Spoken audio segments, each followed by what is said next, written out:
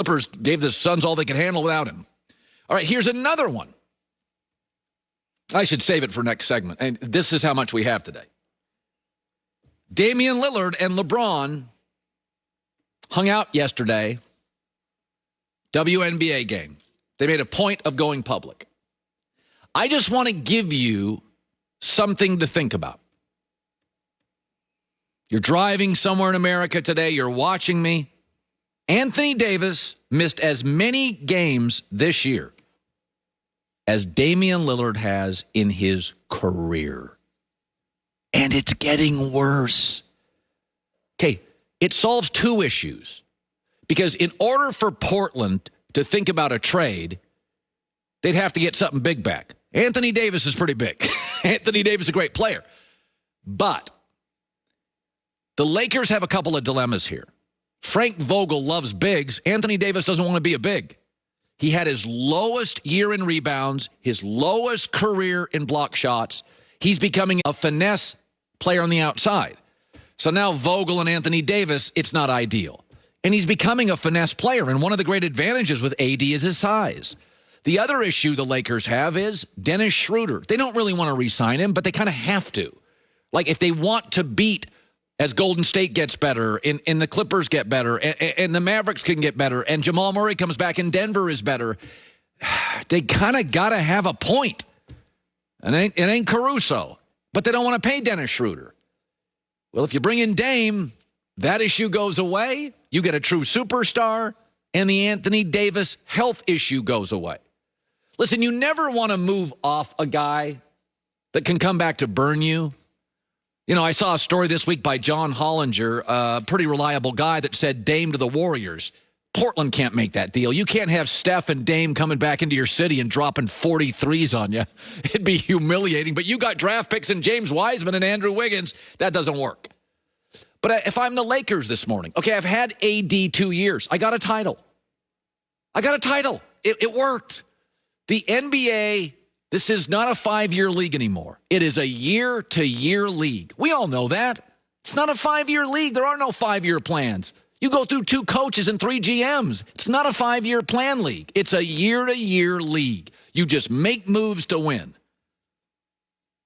This makes a ton of sense. There's 3 things LeBron James needs for the remainder of his career. 1, a guy that can play almost every game, right? So LeBron can take the foot off the gas, take 6 to 8 to 10 games off a year, play fewer minutes. Dame never gets hurt. AD always does. He also needs somebody that's as committed as he is. Dwayne Wade was. Bosh was. AD's not. That stuff doesn't change. Number 3 is LeBron needs somebody that he can leave the floor and the offense is fine. It's always fine with Dame. Dame time's a good time. It's always fine with Dame. All the things that LeBron needs going forward. Anthony Davis doesn't run the offense when LeBron's off the floor. He's not as committed as LeBron James. You don't get 95% of the games. That's what LeBron needs going forward. Somebody that's going to be there every night. Every single night. Just as committed, comes into the season in shape, can play almost every game, doesn't have a history of getting hurt. I mean, Dame plays every night. And when LeBron wants to play 31 minutes. And by the way, that's a big deal. One of the reasons the Suns are so lethal is their backup point guards. Chris Paul can only play 30 minutes. That's all he has to play. I mean, you got Kevin Durant playing 45. You got Paul George playing 45. Those guys are exhausted by the end of the series. Chris Paul, I got Cameron Payne coming in. I can play 30. LeBron could literally play 30 minutes, another 9, 10 minutes off, and Dame runs the offense. I don't know. Makes a ton of sense. And by the way, big swings are winning in this league. Chris Paul to Phoenix. Ooh, that contract. How's it working? Kawhi to the Raptors for a year. Big swing. How'd that work? AD to the Lakers for 2 years. They got a title. How'd it work? Paul George to the Clippers. It's made him a better franchise. So this is not a 5-year league anymore. I mean, come on, man. They're running out of guys are getting fired all the time. You don't have 5-year league. Coaches sign contracts, and they're in trouble by the end of the first year. Dame, AD, I would do it tomorrow. I really would. I've said this before. indifference is something you can't overcome. Ben Simmons appears to be indifferent to competition, indifferent to improving his shot. Anthony Davis is indifferent to working out. Maybe, maybe not. You can't overcome that. I can overcome, Dame's a little small. All right, put a defensive guard, put, KCP on the floor with him. He's a longer, better defender. But indifference, AD, Ben Simmons, I'm not interested. It's the Jay Cutler syndrome. The quarterback for the Bears. He wanted to win. Kind of. I can't deal with that.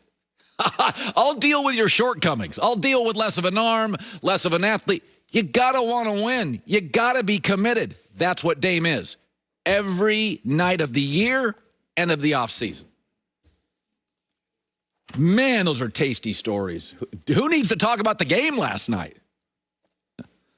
Dallas and Miami after Kawhi Leonard. Love it. Also a Cowboy story. Joy will have that coming up. Jump into easy, breezy summer sleep with Casper. Right now, they have their bed. We suddenly have live in Los Angeles. It's the Herd. Wherever you may be and however you may be listening, iHeartRadio, Fox Sports Radio, and FS1. Fireworks a couple of days early today. Joy Taylor is joining me. Cameron Johnson of the Phoenix Suns stops by in an hour. A team we love on this show. Wow, Joy, there's a bunch of stuff today. There's a lot going on. People are feisty this morning. Everybody's got opinions about everything. I know, it's crazy opinions. Who needs them? All right, let's just start with this. According to Kevin O'Connor at The Ringer, he's on our show in a couple hours. The Miami Heat, Pat Riley, he's like Nick Saban in the NBA. He's a recruiter. And the Dallas Mavericks and Mark Cuban are going to make a hard push for Kawhi Leonard. Now, Kawhi is going to be a free agent. Now, remember, first of all, Kawhi called Jimmy Butler before he called Paul George. That's a fact. He was interested first in playing with Jimmy Butler.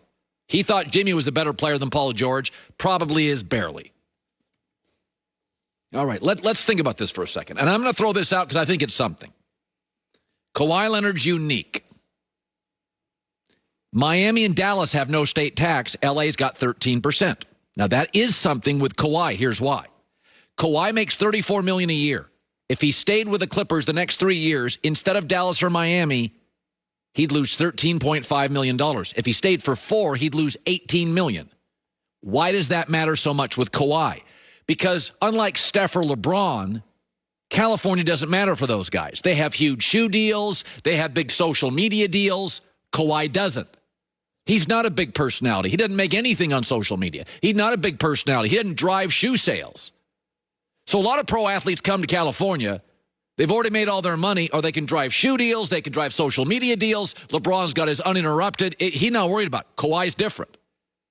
That's the first thing. He needs that NBA money. Secondly, he is super frugal, legendarily frugal.